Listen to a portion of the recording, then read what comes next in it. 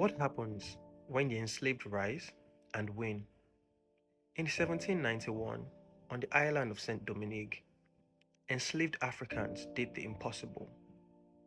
They didn't just fight for freedom, they defeated France, they defeated Spain, and they defeated Britain.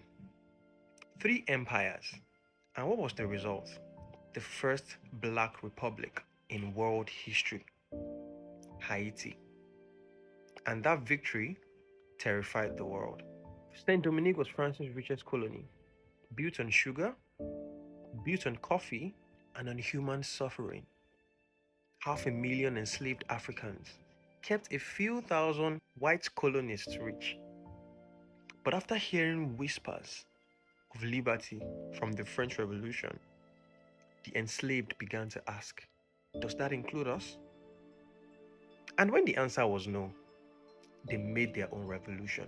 The revolt began with secret ceremonies in the forest, prayers, drums, and oaths to ancestors. From that spark came Toussaint Louverture. I hope I got that right. He was a former slave, brilliant strategist, and a visionary leader. He led his people with not just anger, but with organization and discipline. They burnt plantations and fought the armies and won. France sent soldiers, Britain joined, Spain also joined, yet the revolution refused to die. And so by 1804, after 13 years of war, the Black Army declared victory. So Saint Dominique became Haiti, the first nation born from a successful slave revolt. But you see, with that freedom came a cost. The world punished Haiti for a successful revolt.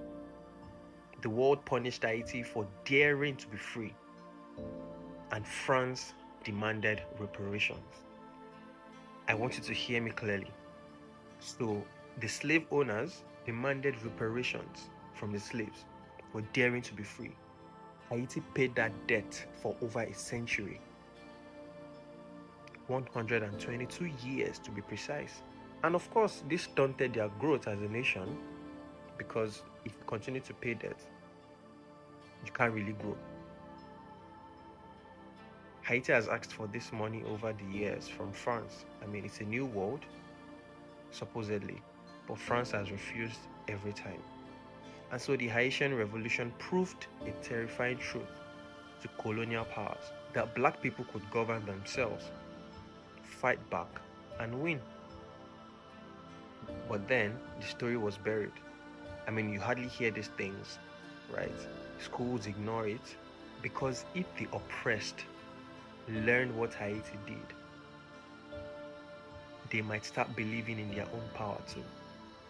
In fact, Thomas Jefferson, the president of the United States back then, he isolated Haiti diplomatically just because of this incident, so that the slaves back in USA don't get inspired to revolt too.